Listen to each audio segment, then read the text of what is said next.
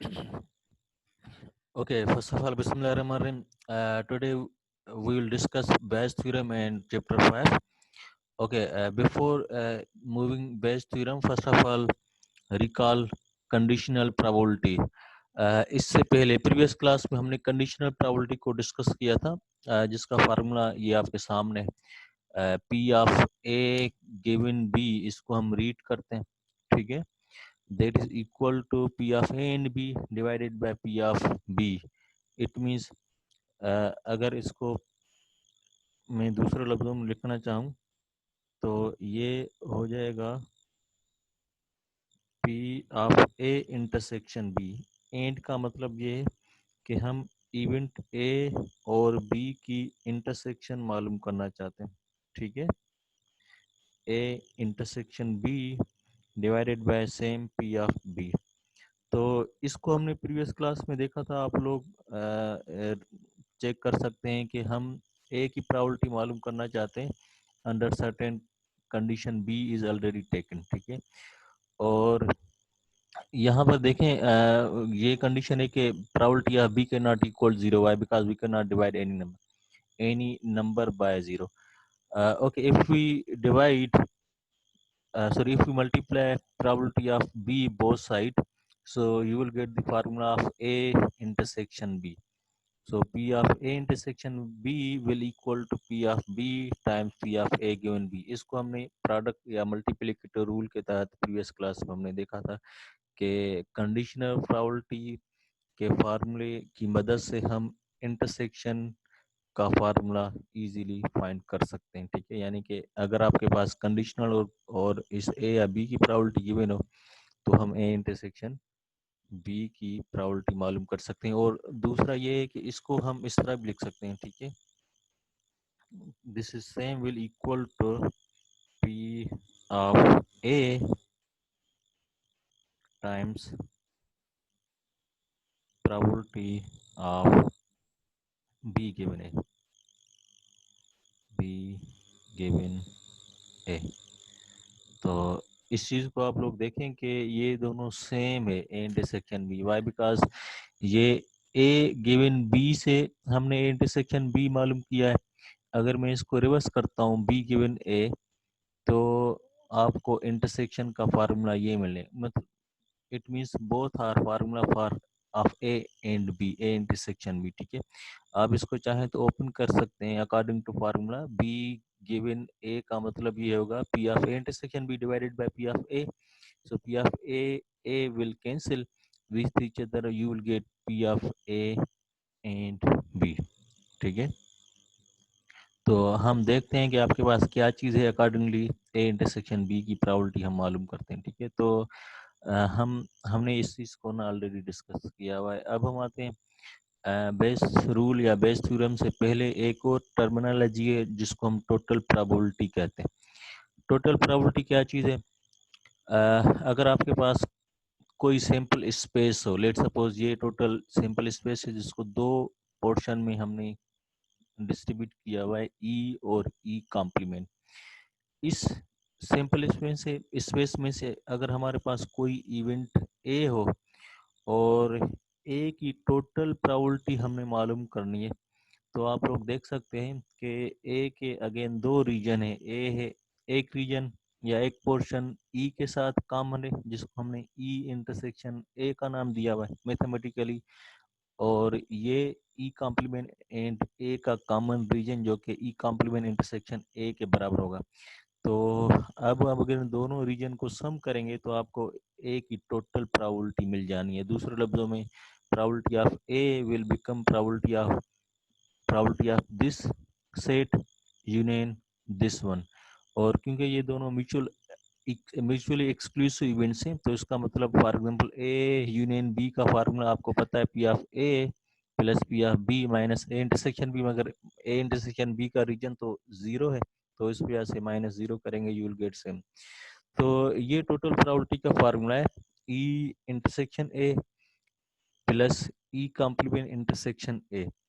अब इंटरसेक्शन का फार्मूला आपने देखा होगा प्रीवियस स्लाइड में कि हम इंटरसेक्शन का फार्मूला इस कंडीशनल प्रोबेबिलिटी के तहत मालूम कर सकते हैं। सो यहाँ पर जो टोटल प्रोबेबिलिटी ऑफ ए आएगा, ई इंटरसेक्शन ए को हम लिखेंगे P of E times P of A given E sorry, क्योंकि ए गिवन ई को अगर आप ओपन करेंगे तो ऊपर तो सेम ई इंटरसेक्शन ए आ जाएगा, मगर नीचे पी ऑफ ई जो इसके साथ कैंसिल हो जाना है, you will get this one. ठीक है, so this one equal to P of E into P of A given E plus ये जो दूसरा मतलब रीजन है ए ई कॉम्प्लीमेंट एंड ए का जो कॉमन रीजन है, इसको हम according to product rule P of E complement times P of A given E complement हम लिख सकते हैं। तो ये आपको पता है कि टोटल प्रोबेबिलिटी का फार्मूला होना है, और ये टोटल प्रोबेबिलिटी हम यूज करेंगे बेयस थ्योरम में। ठीक है, अच्छा उसके बाद ये दो पोर्शन है, अगर सैंपल स्पेस को हम एन पार्टीशन में तकसीम करते हैं तो हमारे पास टोटल प्रोबेबिलिटी का जनरल फार्मूला आ जाता है। तो अब मैं इसको रीड कर रहा हूँ डेफिनेशन को। If the events b1 b2 up to b के consist of partitions of the sample space S such that probability of B i के नॉट इक्वल जीरो, मतलब किसी भी पोर्शन की प्रोबेबिलिटी जीरो नहीं है, और probability of A will become now sum of all these intersection, जो हमने इससे पहले सी और ए का कॉम्प्लीमेंट और सी कॉम्प्लीमेंट और ई का मालूम किया था, यहाँ पर आप लोग देख सकते हैं। ठीक है, सॉरी ई और ए का, सी नहीं, ई और ई कॉम्प्लीमेंट दो पार्टीशन थे, तो ए का रीजन हमने फाइंड आउट किया था P of E and A plus P of E complement intersection है।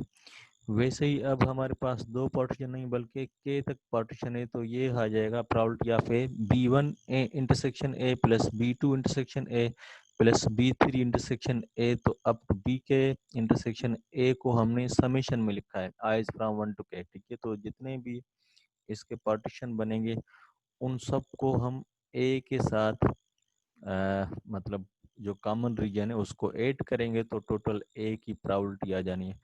अच्छा, यहाँ पर आप देख सकते हैं कि कुछ पार्टीशन का मतलब ए के साथ कोई कॉमन रीजन नहीं, फॉर एग्जांपल बी टू और ए में मतलब कोई रीजन नहीं, तो ये पोर्शन जीरो हो जाना है। तो even then you will get same probability of A, why because B one A का कॉमन रीजन ये वाला छोटा सा पोर्शन रहना है। ठीक है, मगर बी टू का कोई भी कॉमन रीजन नहीं। ठीक है, आप लोग देख सकते हैं कि ये वाला this is in fact A and B one. ठीक है, मगर यहाँ पर आप लोग देख सकते हैं कि ये जो ए और बी टू का कोई भी कॉमन रीजन नहीं। ठीक है, सो ये इम्प्टी सेट बनेगा इसका। ठीक है, मगर आप लोग देख सकते हैं कि इम्प्टी सेट की प्रोबेबिलिटी जीरो होती है, और जीरो को अगर हम सम भी करेंगे इसमें सम भी करेंगे जीरो में, तो ए की प्रोबेबिलिटी में कोई फर्क नहीं आने वाला। तो इनफैक्ट ये जनरल फार्मूला है हमारे पास कि जितने भी पार्टीशन है उसको ए के साथ कॉमन रीजन को अगर हम उसकी प्रोबेबिलिटी को ऐड करेंगे तो you will get the total probability of A. और वैसे ही अगर हम इस इंटरसेक्शन को कंडीशनल प्रोबेबिलिटी में मतलब तोड़ेंगे या उसको कंडीशनल प्रोबेबिलिटी की मदद से लिखना चाहेंगे, तो ये सेम चीज इसके बराबर हो जानी है P of B I I is from one to K times P of A given B I. ठीक है, तो आप इसको भी देखें, कंडीशनल प्रोबेबिलिटी की जो फार्मूला है उसकी मदद से इसको ओपन करेंगे तो ये हो जाना है A intersection B i divided by P of BI, तो P of BI will cancel, you will get BI and A। ठीक है, तो ये I की फ्रॉम वैल्यू है फ्रॉम वन टू के। ठीक है, तो ये दोनों टोटल प्रोबेबिलिटी के फार्मूले, A की total probability from this partition of sample space will equal to this one. ठीक है, अच्छा अब हम आते हैं बेस थ्योरम। तो Bayes theorem is nothing, there is again same conditional probability. तो कंडीशनल प्रोबेबिलिटी और इसमें कोई फर्क नहीं है। ठीक है, होता क्या है इसको हम देखते हैं, पहले डेफिनेशन रीड करते हैं फिर उसके बाद हम इसका एग्जांपल करते हैं। ठीक है, अब यहाँ पर आप लोग देख सकते हैं कि probability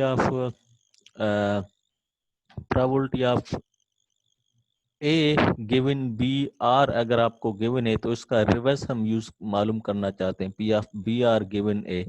अकॉर्डिंग टू फार्मूला ये बराबर हो जाना है P of B are intersection A divided by P of A. This is same as conditional probability, जो कि इससे पहले हमने प्रीवियस क्लास में पढ़ा।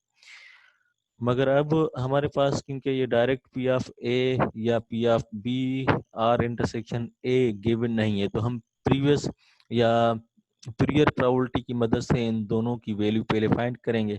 तो जैसे ये दोनों की वैल्यू आ जाएगी तो हमारे पास P of B are given A की प्रोबेबिलिटी इजीली आ जानी है, जो कि बेस। अच्छा, ये दोनों किस तरह मिलेंगे, ये बेस रूल आपको बताएंगे कि किस तरह आप लोग इसको मालूम करेंगे। तो चलिए हम इसको रीड करते हैं। Base rule: if the events b1, b2 up to bk consist of partition of the sample space S such that p of bi cannot equal 0 for I is from 1 to k, then for any events a in S such that p of a is again not 0, means a cannot a null set। ठीक है, तो B probability of B R, R क्या है, are की value from 1 to के में कोई भी है, लेट सपोज बी टू की या बी थ्री की, बी फोर की प्रोबेबिलिटी हम फाइंड करना चाहते हैं, तो जनरली आर को हमने कोई भी इंडेक्स इसमें से दे सकते हैं। यानी कि आपके पास के तक पार्टीशन है, उस पार्टीशन में से अगर आप B two given A, B three given A, B four given A की वैल्यू फाइंड आउट करना चाहते हैं, तो उसका फार्मूला है वही फार्मूला सेम जो इससे पहले हमने पढ़ा था, बी आर इंटरसेक्शन ए। अब बी आर इंटरसेक्शन ए की डायरेक्ट वैल्यू नहीं है, मगर हम इसको ना कंडीशनल प्रोबेबिलिटी के तहत हम इसको लिख सकते हैं। Can we write B are intersection A is B R times P of B given A R. तो ये आपको अगेन इंटरसेक्शन ही मिलेगी इसमें से, तो नोमिनेटर इसको हम इस तरह लिख सकते हैं। मगर इसमें से देखें डिनोमिनेटर में पी ऑफ ए आएगी, जिसको हम टोटल प्रोबेबिलिटी कहेंगे। यानी कि देखें इस पी ऑफ ए को ऑलरेडी हम टोटल प्रोबेबिलिटी का नाम दे चुके हैं। तो टोटल प्रोबेबिलिटी का फार्मूला हो जाना है sum of all intersection with all partitions.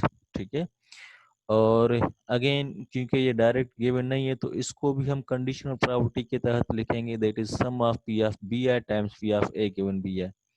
तो ये जो फार्मूला है इसको हम बेस रूल या बेस थ्योरम्स कहते हैं। ठीक है, तो इसको हम किस तरह यूज करते हैं, चलिए उसकी मदद इस को हम देखते हैं और एग्जांपल की मदद से। ठीक है, कोई एग्जांपल या क्वेश्चन हम देखते हैं। चलिए, हमने आपकी बुक से क्वेश्चन उठाया है, क्वेश्चन 42 है। ठीक है, इस क्वेश्चन को पहले समझते हैं, उसके बाद हम इसको सॉल्व करते हैं। सबसे पहले मैं चले क्वेश्चन को रीड करता हूँ। A local bank reviewed its credit card policy with the intention of the recalling some of its credit cards. In the past, approximately 5% of the holders defaulted, leaving the bank unable to collect the outstanding balance. Hence, management established a prior probability of 0.5 that any particular cardholder will default. The bank also found that the probability of missing a monthly payment is 0.2 for customer who do not default. Of course, the probability of missing a monthly payment for those who default is 1. ये statement है, in fact इसको आपने समझना है। और question ये ए part में है, given that a customer miss one or more monthly payment, compute the posterior probability that the customer will default. और बी पार्ट को हम बाद में डिस्कस करते हैं, पहले इसको देखें कि क्या चीज़ गिवन है। लोकल बैंक है जो कि कार्ड पॉलिसी के तहत कस्टमर्स को कार्ड प्रोवाइड करती है, जिसमें कुछ कस्टमर्स डिफ़ॉल्ट हो जाते हैं और कुछ नॉन डिफ़ॉल्ट हो जाते हैं। तो ये अपनी पास्ट डेटा से बता रहे हैं आपको कि 5% कार्ड होल्डर जो है ना वो डिफ़ॉल्टर, यानी कि अगर 5% डिफ़ॉल्टर्स हैं तो 95% कस्टमर्स डिफ़ॉल्ट नहीं होंगे। ठीक है, और एक तो ये डेटा गिवन है, दूसरा ये है कि ये दूसरी स्टेटमेंट ये है, the bank also found that the probability of missing a monthly payment is 0.2 for customer who do not default. अच्छा, ऐसा कस्टमर जो डिफॉल्टर नहीं है मगर समटाइम्स वो मंथली पेमेंट मिस करता है, उसकी 20% प्रोबेबिलिटी है। ठीक है, और आगे तीसरी डेटा गिवन है, of course the probability of missing monthly payment for those who default is one. और जो डिफॉल्टर हैं तो डिफॉल्टर तो पेमेंट करेंगे नहीं उसको, तो इस वजह से उसकी प्रोबेबिलिटी तो 100% वन है। ठीक है, मतलब ऐसे कस्टमर्स जो डिफॉल्टर हैं वो मंथली पेमेंट मिस करेंगे, उसकी प्रोबेबिलिटी वन है। मगर ऐसे कस्टमर जो डिफॉल्टर नहीं है वो मंथली पेमेंट मिस करेंगे, उसकी प्रोबेबिलिटी 0.2 है। तो तीन चीजें आपको गिवन है यहाँ पर, प्रोबेबिलिटी ऑफ डिफॉल्टर, और ये जो स्टेटमेंट है, the bank found the probability of missing the monthly payment is 0.2 for customer who do not default, यानी कि ये प्रोबेबिलिटी ऑफ मिसिंग है। ठीक है, given that customer who do not default. तो इसको अगर हम मैथमेटिकली लिखना चाहें तो ये हो जाएगा, probability of missing given customer who do not default is equal to 0.2। तो या तो आप वर्ड्स में लिखेंगे पूरे इवेंट्स, या आप इसको ना बेहतर ये है कि आप इवेंट्स को लेटर या कोई नाम दे दें। इस वजह से हमने इसको ना नाम दिया, लेट सपोज एम है event that a customer will miss the payment, और डी फॉर डिफॉल्ट, तो कस्टमर विल डिफॉल्ट। अच्छा, डी अगर डिफॉल्ट है तो डी कॉम्प्लीमेंट भी कर सकते हैं, कस्टमर डज नॉट डिफॉल्ट, मगर यहाँ पर आप D2 हमने इसको लिया हुआ है। आप चाहें तो डी और डी कॉम्प्लीमेंट यूज कर सकते हैं, या चाहें तो B1 B2 भी कर सकते हैं, जिस तरह हमने इससे पहले जनरल टोटल प्रोबेबिलिटी और बैच रूल के तहत हमने किया था। तो these are up to you कि कोई भी लेटर आप इन तीनों इवेंट्स को देख सकते हैं। ठीक है, तो चलें डेटा पे लिखते हैं। डी डिफॉल्टर की है तो ये गिवन है 0.5 है। ठीक है, तो अगर डिफॉल्टर की 0.5 है, 0.05 सॉरी, 5%, 0.05 है, तो नॉट डिफॉल्टर की प्रोबेबिलिटी होगी 0.95, मतलब डी कॉम्प्लीमेंट का मतलब 1 माइनस प्रोबेबिलिटी ऑफ डी, जो कि 1 से अगर आप 0.05 माइनस करेंगे तो 0.95 प्रोबेबिलिटी आपको मिल जाएगी। और जिस तरह ये स्टेटमेंट में आपको बता रहा था कि probability of missing given that customer who do not default, तो हु डू नॉट डिफॉल्ट के लिए हमने D2 लिया हुआ है, और प्रोबेबिलिटी ऑफ मिसिंग के लिए एम लिया है, तो ये आपको बराबर हो जाए नहीं है। Probability of M given D2 is 0.2। ठीक है, 20% प्रोबेबिलिटी है कि ऐसे कस्टमर जो डिफॉल्ट नहीं है वो मंथली पेमेंट मिस करेंगे, उसके चांस है 0.2। और तीसरी चीज गिवन है, probability of missing that a customer will default is of course 100%, मतलब almost we are sure that कि any customer who default will not pay monthly instalment, so probability of missing monthly payment from a defaulter is 1। ठीक है, अच्छा ए part में देखें आप लोगों से क्या पूछा जा रहा है। ए पार्ट में ये गिवन है, given that a customer missed 1 और मोर मंथली पेमेंट। अच्छा, गिवन डेट वाली कंडीशन को पहले आपको बताई हुई है। ठीक है, तो ये आपको कंडीशन है, given that a customer missed 1 और मोर पेमेंट। तो मिसिंग के लिए हमने ऑलरेडी इवेंट को डिफाइन किया है, that is P of M। तो इसका मतलब ये जो मैंने अंडरलाइन किया हुआ है, इसका मतलब ये है कि आपको ना कंडीशन गिवन है एम की। ठीक है, this is same as given M. So given that a customer missed or 1 or more than monthly payment, compute the posterior probability that a customer will default। तो कस्टमर विल डिफॉल्ट की probability हमने find out करनी है। ठीक है, तो default के लिए हमने इवेंट लिया हुआ था डी। ठीक है, चलें, let me change the colour of pen, ताकि इस चीज़ को आप लोग देखें कि स्टेटमेंट से हम मैथमेटिकली किस तरह फार्मूला लिखते हैं। ठीक है, तो ये आपको जो स्टेटमेंट है, यहाँ से आपने प्रोबेबिलिटी फाइंड करनी है। Compute the posterior probability that the customer will default is P of D1, ठीक है। P of D1 given M आपने मालूम करनी है। तो इस पूरी स्टेटमेंट का मतलब यही है कि आप मालूम करें probability of defaulter given that a customer will miss the monthly payment, ठीक है। तो समटाइम इस तरह होता है कि कस्टमर डिफॉल्ट तो नहीं होता मगर वो मंथली पेमेंट मिस करता है। तो इस वजह से अब ऐसा कस्टमर है जो कि मंथली पेमेंट तो मिस करता है, आपने फाइंड आउट करनी है कि क्या कितने चांसेस हैं कि वो जो मिस कर रहा है मंथली पेमेंट आगे चलकर वो डिफॉल्टर हो जाएगा। तो इसकी प्रोबेबिलिटी आपने फाइंड करनी है। अब देखें गिवन क्या है, गिवन इसका उलट है। आपको ये गिवन है कि probability of missing from defaulter is 1 and probability of missing from customer who do not default is 20%, ठीक है। तो ये वैसे ये जिस तरह हम पढ़ते हैं ए गिवन बी, तो आप लोगों से मालूम किया जा रहा है बी गिवन ए, ठीक है। तो एक चीज जो गिवन है जिसको हम प्रियर प्रोबेबिलिटी कहते हैं, मगर जो अननोन है उसको हम पोस्टीरियर प्रोबेबिलिटी कहते हैं। तो आप लोग देखें कि ये चीज P of D1 given M आपने फाइंड आउट करनी है, ठीक है। मगर इसका रिवर्स एम गिवन D1 आपको गिवन है, ठीक है। तो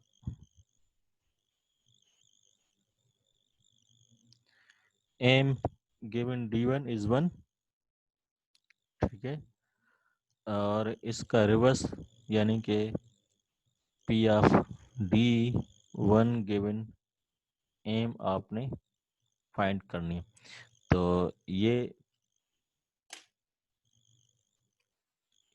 जो है प्रीवियर प्रोबेबिलिटी है और ये पोस्टीरियर प्रोबेबिलिटी आपने फाइंड करनी है। तो according to formula of conditional probability this is equal to P of D1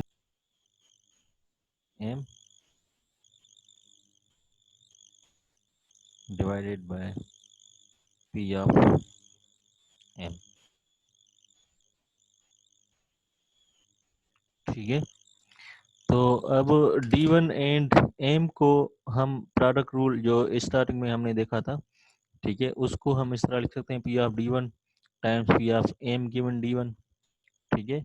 और ये टोटल प्रोबेबिलिटी एम है, ठीक है, जो कि मिसिंग मंथली पेमेंट की प्रोबेबिलिटी है टोटल। तो आप देखें सैंपल स्पेस हमारा ओवरऑल सेट है जिसमें तमाम कस्टमर्स पड़े हुए हैं और कस्टमर को हमने दो पार्टीशन में तकसीम किया हुआ है।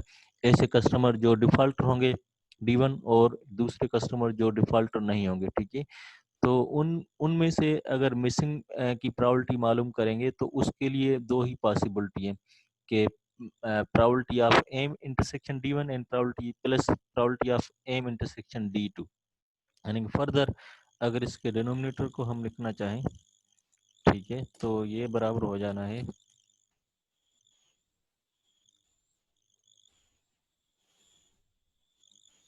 ये फिलहाल मैं डिनोमिनेटर की बात कर रहा हूँ। So this will become do not default, ठीक है। अब अगेन इसकी इंटरसेक्शन का फार्मूला जो कि प्रोडक्ट रूल के तहत ये हो जाना है D1 and probability of M given D1। ये नोमिनेटर और ये दोनों सेम चीज़ है क्योंकि यहाँ पर देखेंगे कि D1 इंटरसेक्शन एम है और ये भी D1 इंटरसेक्शन है, तो बोथ आर सेम। जस्ट ये चीज़ जो कि P of D2 intersection M है उसको हमने इस तरह लिखा है D2 times P of M given D2। इसको भी ओपन करेंगे you will get M intersection D2, ठीक है। अब ये तमाम चीज़ें आपको ना अवेलेबल हैं, ये तमाम चीज़ें ना आपको गिवन है, ठीक है। तो ये तमाम चीज़ें इसमें पुट करेंगे। फॉर एग्जांपल D1 की प्रोबेबिलिटी 0.5, एम गिवन D1 की 1 है। इसी तरह आप देखें डिनोमिनेटर में D1 एम ये तो सेम आ गई। अच्छा यहाँ पर D2 की प्रोबेबिलिटी 0.95, एम गिवन D2 की प्रोबेबिलिटी 0.2 है। तो जैसे ही कैलकुलेट करेंगे तो ये प्रोबेबिलिटी आपको मिलेगी 0.21, ठीक है। तो आपके पास prior probability M given D1 given थी, पोस्टीरियर प्रोबेबिलिटी इसका रिवर्स D1 गिवन एम आपने ना मालूम कर लिया है 0.21। तो ये इनफेक्ट बायस रूल है या बायस थ्योरम है कि आपको एक इंफॉर्मेशन गिवन है, उनको यूज करते हुए आपने दूसरे इवेंट की प्रोबेबिलिटी फाइंड करनी, यानी कि for example A given B की प्रोबेबिलिटी गिवन है, तो आपने बी गिवन ए को फाइंड आउट करना है। ठीक है, इस रूल के तहत ये जो अभी हम डिस्कस कर रहे हैं। अच्छा, बी पार्ट में देखें क्या कहता है। The bank would like to recall its credit policy that a customer will default is greater than 0.2। Should the bank recall its cards if the customer misses a monthly payment? Why I or why not? ठीक है, तो ये आपको rule बता रहे हैं कि अगर 20% से ज़्यादा है तो बैंक को कार्ड रिकॉल करना चाहिए अगर कस्टमर मिस कर रहा है पेमेंट।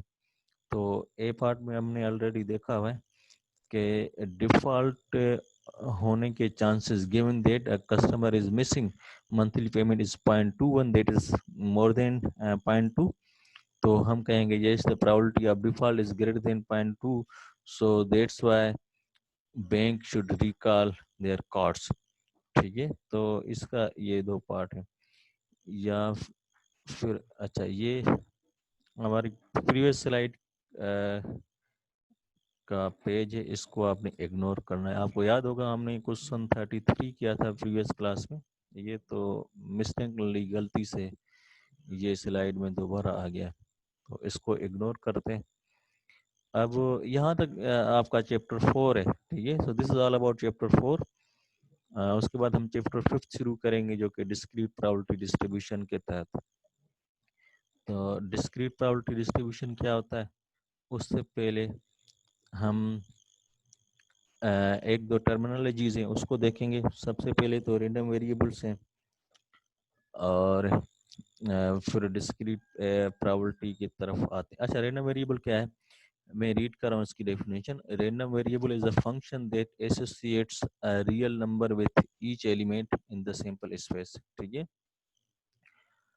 तो रैंडम वेरिएबल एक फंक्शन है, एक रूल है, एक मेथड है जो क्या करता है, असाइन करता है real number with each and every element in the sample space. Sample space recall करें क्या होता है, sample space is the set of all possible outcomes of any experiment, यानी कि कोई भी तजुर्बा करते हैं तो उससे मिलने वाले तमाम नतीजा को, अगर हम नतीजे या डेटा को एक सेट में लिखें तो उस सेट को हम सैंपल स्पेस कहते हैं।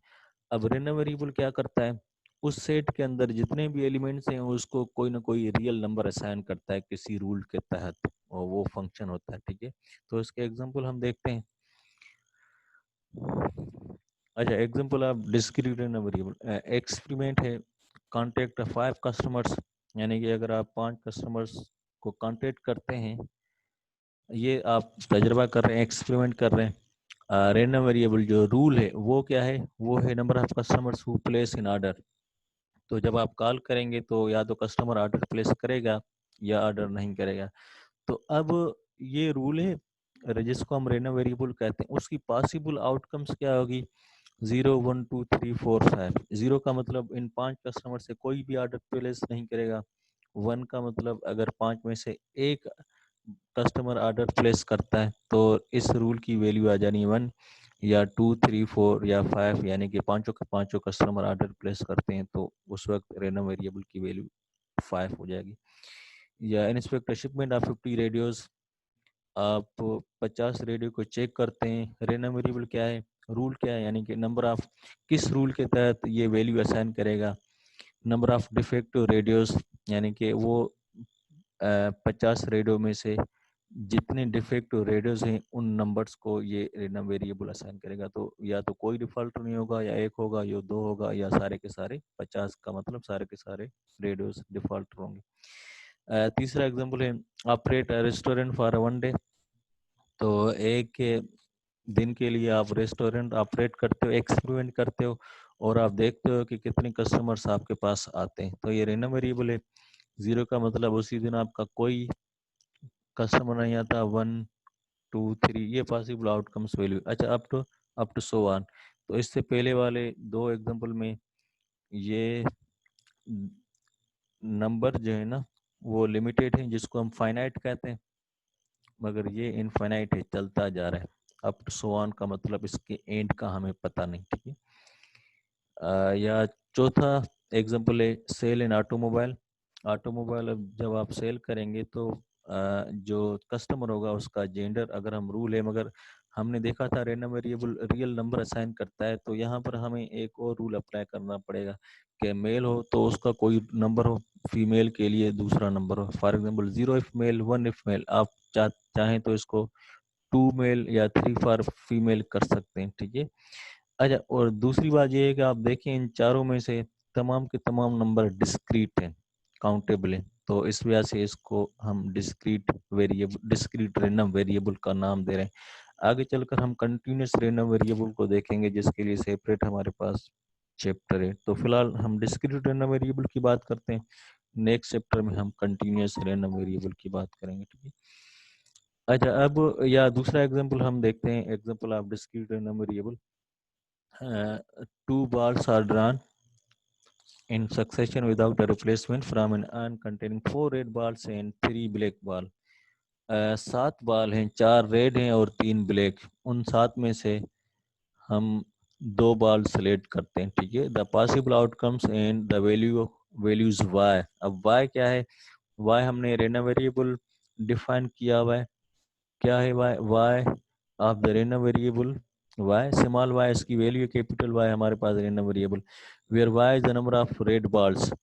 तो वाई रूल है जिसको हम रैंडम वेरिएबल कहते हैं, Y is number of red ball. तो इसकी वैल्यू क्या होगी? स्मॉल वाई का मतलब क्या होगा वैल्यू? तो सबसे पहले हम सिंपल स्पेस देखते हैं। जब हम 2 बाल सेलेक्ट करते हैं, या तो दोनों रेड रेड होंगे, या रेड पहला होगा दूसरा ब्लैक, या पहला ब्लैक दूसरा रेड, या दोनों ब्लैक होंगे, ठीक है। तो वाई रूल जो है वो है number of red balls, how many red balls are there, are 2 इसकी वैल्यू होगी। तो इस रूल के तहत हम इस एलिमेंट को रियल नंबर असाइन करेंगे 2, इस एलिमेंट को आर बी को हम रियल वैल्यू असाइन करेंगे 1, क्योंकि इसमें रेड बॉल का तादाद 1 है। इसी तरह बी आर का वैल्यू 1 होगा, बी बी का यानी कि वाई का there is any red ball so its value will become 0। तो 2 1 0 ये 3 वैल्यू इन चारों में से हम असाइन किए हुए हैं। तो ये एक रैंडम वेरिएबल का एग्जांपल है, ठीक है। अच्छा, अब हम आते हैं डिस्क्रीट प्रोबेबिलिटी डिस्ट्रीब्यूशन के पास। क्योंकि इसमें रैंडम वेरिएबल यूज होगा, तो हमने पहले रैंडम वेरिएबल देखा, उसके बाद हम डिस्क्रीट प्रोबेबिलिटी डिस्ट्रीब्यूशन देखते हैं। तो इसकी डेफिनेशन में रीड करता हूँ।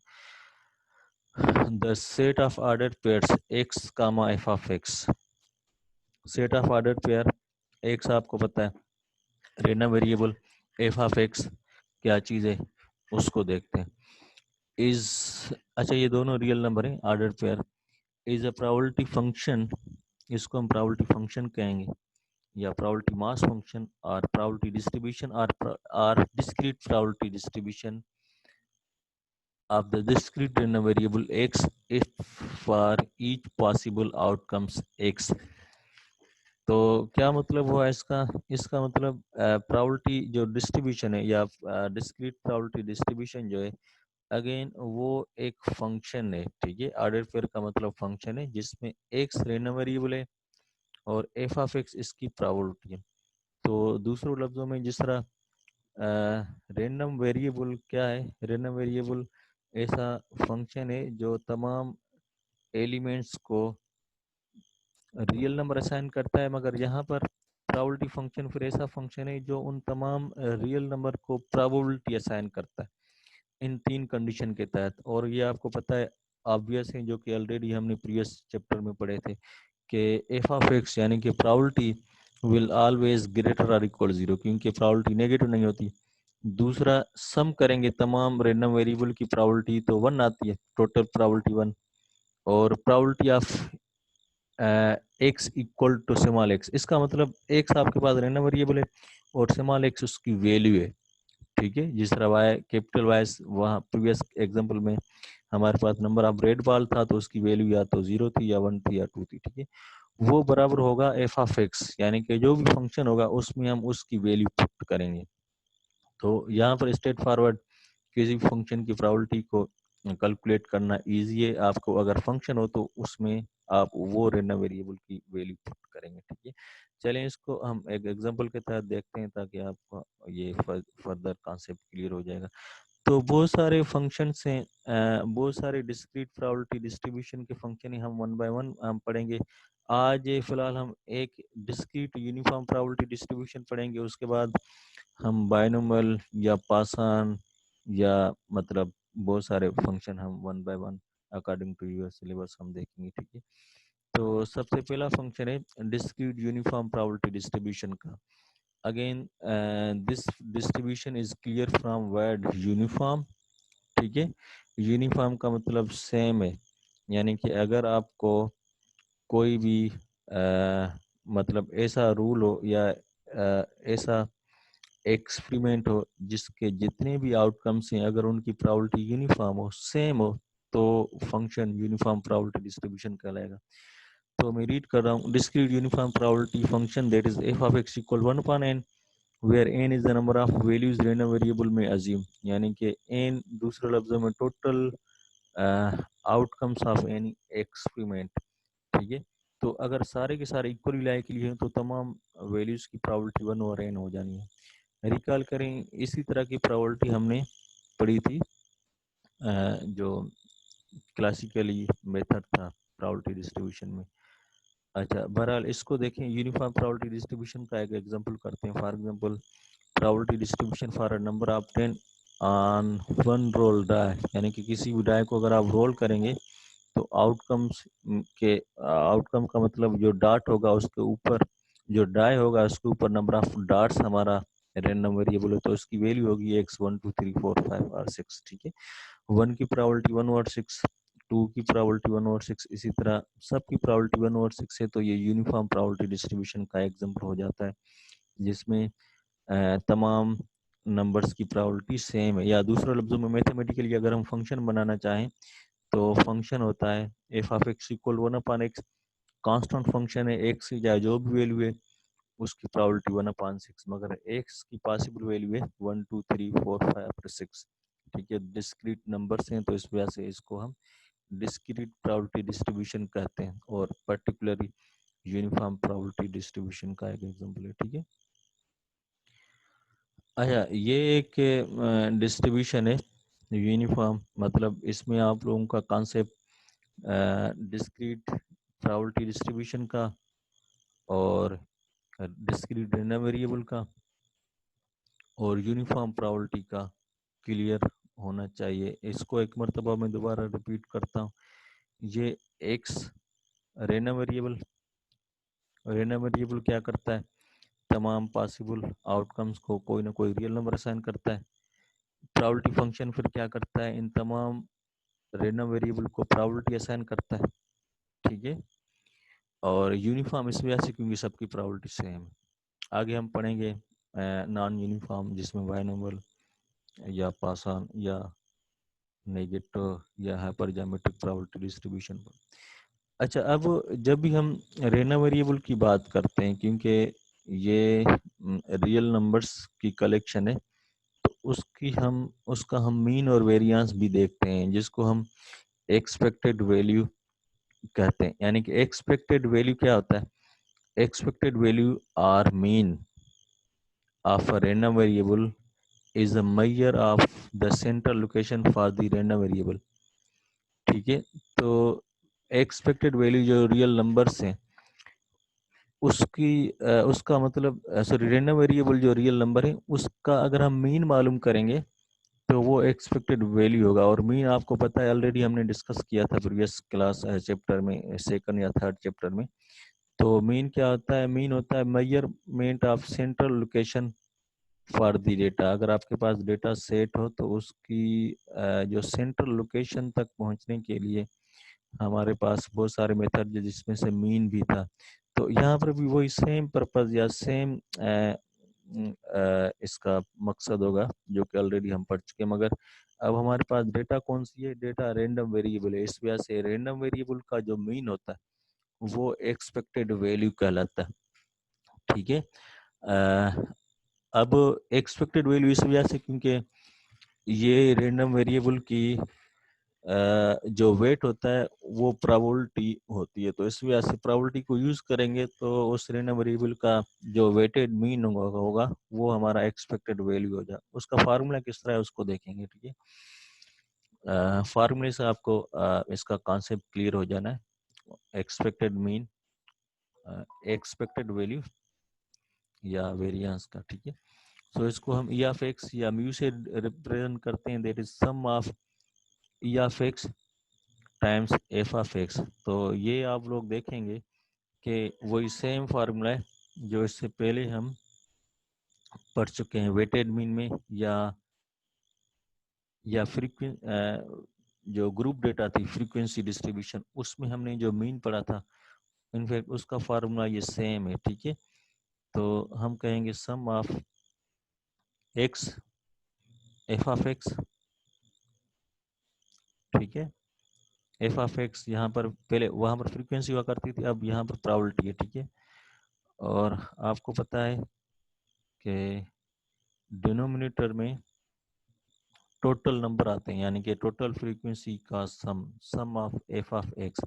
मगर इस कंडीशन में आपको पता है कि what is total probability sum of F of X equal to 1। तो इस वजह से 1 को लिखने की ज़रूरत नहीं है, ठीक है। डिनोमिनेटर में 1 आ जाए तो जैसे ये नोमिनेटर रहेगा sum of X times F of X, इसका फार्मूला हो जाता है। तो ये रैंडम वेरिएबल का मीन है, ठीक है। इसी तरह जब आप वेरिएंस की बात करेंगे, पॉपुलेशन वेरिएंस, वो होगा X minus mu whole square time F of X divided by sum of probability करेंगे जो कि 1 होता है, जिसकी हमें लिखने की ज़रूरत नहीं होती। तो ये रैंडम वेरिएबल का मीन और वेरिएंस है, और इसका अगर पॉजिटिव इसका रूट दें तो वो स्टैंडर्ड डेविएशन हो जाएगा, ठीक है। तो स्ट्रेट फॉरवर्ड स्टैंडर्ड डेविएशन का अगर मैं फार्मूला लिखूं, standard deviation will equal to positive square root of variance, ठीक है। तो ये स्टैंडर्ड डेविएशन आ जाएगा। इसको अगर हम स्क्वायर रूट, चलें इसी का भी हम एक क्वेश्चन करते हैं, उसके बाद हम इस टॉपिक को ख़त्म करते हैं, ठीक है। अच्छा, चैप्टर 5 का 18 क्वेश्चन मैंने सेलेक्ट किया है ताकि ये कॉन्सेप्ट क्लियर हो जाए। तो 18 में जो डेटा है, इस टेबल को आप देखें। चलिए मैं इस क्वेश्चन को रीड कर लेता हूँ। The American housing survey reported the following data on the number of bedrooms in owner occupied and रेंटर occupied houses in the central cities, US census bureau website. तो ये रेफरेंस है इसका। और यहाँ पर आप देखें कि ये एक डेटा है जिसमें number of houses versus bedroom का डेटा है, ठीक है। तो ये जॉइंट डेटा है जिसमें पूरी डेटा को दो कैटेगरी में तकसीम किया हुआ है, एक तो नंबर ऑफ बेडरूम्स और दूसरा नंबर ऑफ हाउसेज है, ठीक है। और अगेन बेडरूम को हमने 0 1 2 3 4 और मोर में तकसीम किया हुआ है, मगर नंबर ऑफ हाउसेज को दो कैटेगरी रेंटेड ऑक्युपाइड और ओनर ऑक्युपाइड में तकसीम किया हुआ है। इसका मतलब इसको अगर आप डेटा को इंटरप्रेट करना चाहें तो मतलब वही है 547। इसको अगर हम इंटरप्रेट करना चाहें तो इसका मतलब ये होगा कि 547 ऐसे हाउसेज हैं जिसमें कोई बेडरूम नहीं है और वो रेंट के ऊपर लिए हुए हैं, यानी कि रेंटेड 547 नंबर ऑफ हाउसेज में कोई बेडरूम नहीं। वैसे ही जस्ट 23 ऐसे घर हैं जो के लोगों के अपने हैं जिसमें कोई बेडरूम नहीं। इस नंबर को अगर हम इंटरप्रेट करना चाहें तो हम ये कहेंगे कि there are 3783 owner occupied houses, जाती मकान है लोगों के जिसमें 4 या उससे ज़्यादा बेडरूम है, ठीक है। तो ये पूरी डेटा है। इसमें से हम देखेंगे इसकी प्रायोरिटी और एक्सपेक्टेड मीन या वेरिएंस की हम बात करेंगे। तो ए पार्ट में देखें क्या कहता है और बी पार्ट में देखें सबसे पहले एक बार define a random variable X, number of bedrooms in the renter occupied houses. अब एक्स देखें, रेंडम वेरिएबल आपको आपको गिवन है। जो रूल है, जिस रूल के तहत आप इस इन तमाम इवेंट्स को रियल नंबर में तकसीम करेंगे, वो है number of bedrooms in in in rented occupied. And आगे कहता है develop probability distribution for the random variable, ठीक है। और let X equal four represent four or more bedrooms, ठीक है। तो मोर के लिए जैसे हम एक्स की 4 वैल्यू असाइन करेंगे, ठीक है। तो straight forward number of bedrooms जो है ना, यहाँ पर आप देख सकते हैं इसकी वैल्यू आ जानी है 0 1 2 3 एंड 4, ठीक है। और दूसरा ये है कि ये रेंटर ऑक्यूपाइड है, तो इसके लिए आपसे प्रायोरिटी डिस्ट्रीब्यूशन को डेवलप करने के लिए कहा गया। यानी कि अगर आपके पास ये F of x sorry x की वैल्यू 0 1 2 3 है, तो एफ ऑफ एक्स क्या होगा, ठीक है। तो और ये एक्स जस्ट रेंटर ऑक्यूपाइड की प्रायोरिटी कहलाती है। इसको हम स्किप करते हैं फिलहाल। इस ए पार्ट में आप लोगों ने जैसे एक टेबल बनानी है जिसमें एक्स की वैल्यू आएगी यहाँ पर, और ये इसकी एफ ऑफ एक्स की वैल्यू आएगी, ठीक है। अच्छा, यहाँ पर आप देखें कि इसकी वैल्यू तो आपको पता है स्ट्रेट फॉरवर्ड 0 आएगी, या तो 1 आएगी, 2 3 और 4 आएगी, ठीक है। मगर ये जस्ट रैंडम वेरिएबल है। अब हम प्रायोरिटी डिस्ट्रीब्यूशन की बात करेंगे। यहाँ पर जो 0 की प्रायोरिटी, 1 की प्रायोरिटी, 2 3 4 की प्रायोरिटी आएगी, तो वो डिस्क्रीट प्रायोरिटी डिस्ट्रीब्यूशन का एग्जाम्पल हो जाना है।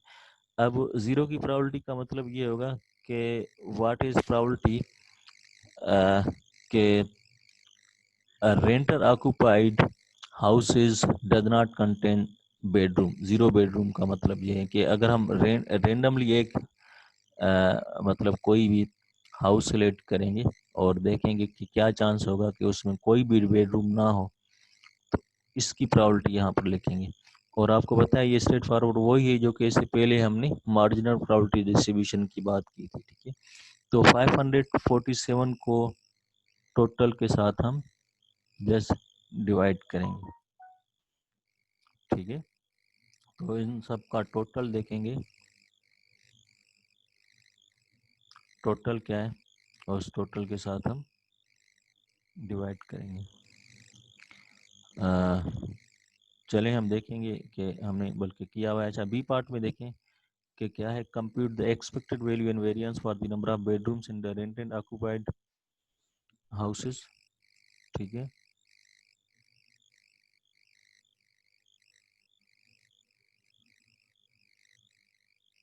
अच्छा, ए और बी पार्ट को हमने एक साथ किया हुआ है, ठीक है। एक्स एफ ऑफ एक्स की वैल्यू 0.04 मतलब तकसीम करने के बाद हमने रिजल्ट दिया है। आप चाहें तो इसको खुद से कर सकते हैं, यानी कि देखें टोटल क्या है, what is total of this column. तो ये प्रॉबिलिटी हो जानी है 547 डिवाइडेड बाय टोटल रेंटर ऑक्यूपाइड का टोटल। इसका सम अगर लेट सपोज कोई नंबर एन आता है तो हम डिवाइड करेंगे इनके साथ, ठीक है। और इसी तरह आप 1 की, 2 की, 3 की और 4 की प्रॉबिलिटी कैलकुलेट कर सकते हैं।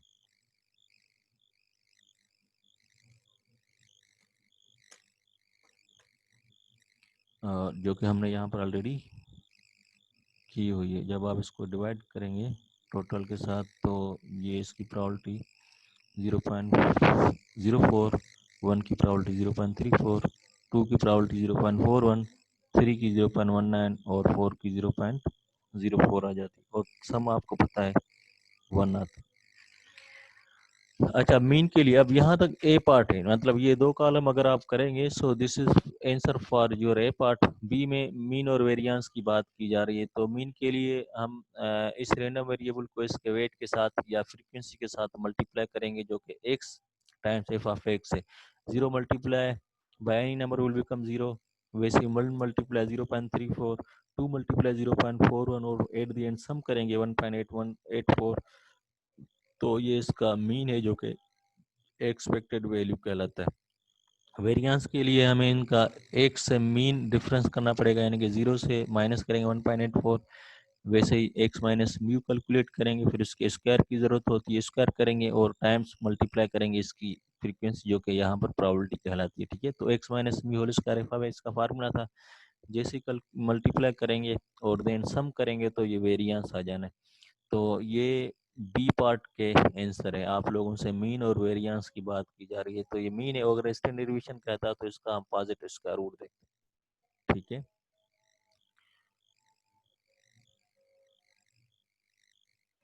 अच्छा इसको इंटरप्रेट करना चाहें तो क्या होगा, ये मीन है इस एक्स का जिसकी वैल्यू 0 1 2 3 4 है। तो इसका मतलब हमारे पास जितने भी हाउसेज हैं, ठीक है, उनमें जो रेंटेड के ऊपर है, ठीक है, ये जो है रेंटर ऑक्यूपाइड, उनमें से एवरेज घर के अंदर जो बेडरूम है उसका तादाद, मतलब सेंट्रल लोकेशन है 1.84। 1.84 का मतलब अगर हमारे पास लेट सपोज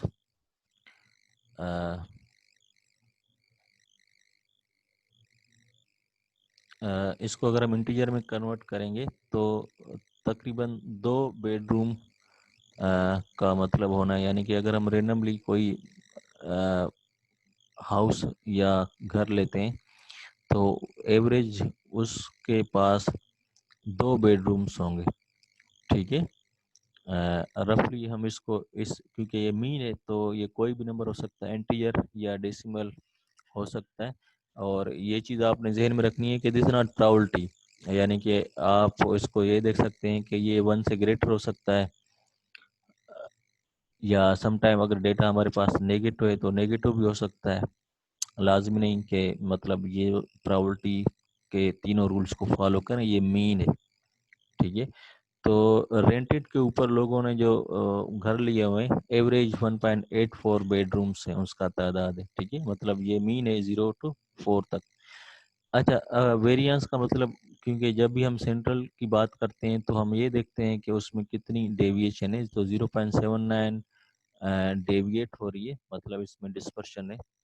ठीक है, और सी और डी में देखें, सी में क्या कहता है, define a random variable y number of bedrooms in the owner occupied houses and develop probability distribution for the random variable। और ये दोनों सेम ही अगेन, मतलब x की जगह y जो कि अब ओनर ऑक्युपाइड है, और दूसरा ये compute the expected value and variance of the bedrooms in the owner occupied. तो मतलब ए और बी की तरह ये सी डी है।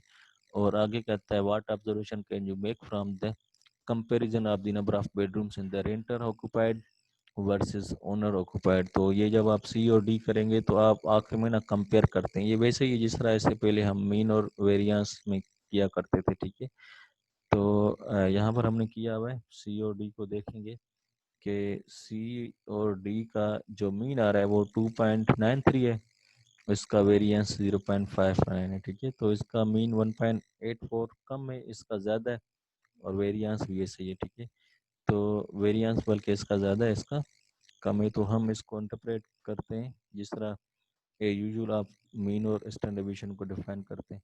तो possible answer can be the number of bedrooms in owner occupied houses is greater than the रेंटर occupied houses, यानी कि जो बंदों के अपने घर हैं, ओनर ऑक्युपाइड है, उसमें बेडरूम का तादाद ज़्यादा है 2.93। ठीक है, as compare to renter occupied. The expected number of the bedrooms, मतलब इनका difference 1.09 greater than the variable in the number of bedrooms less. अच्छा, और दूसरा वेरिएबल भी हम डिफाइन करेंगे, and the variability in the number of bedrooms is less for the owner occupied houses. Owner occupied houses में variance आप देख सकते हैं 0.59 कम है एज कम्पेयर टू ये जो रेंटर ऑक्युपाइड है दैट इज 0.79. तो I think this enough for today.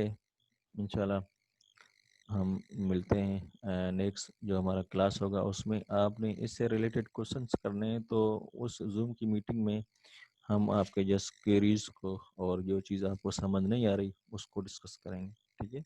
तो okay, enjoy yourself. This enough for today.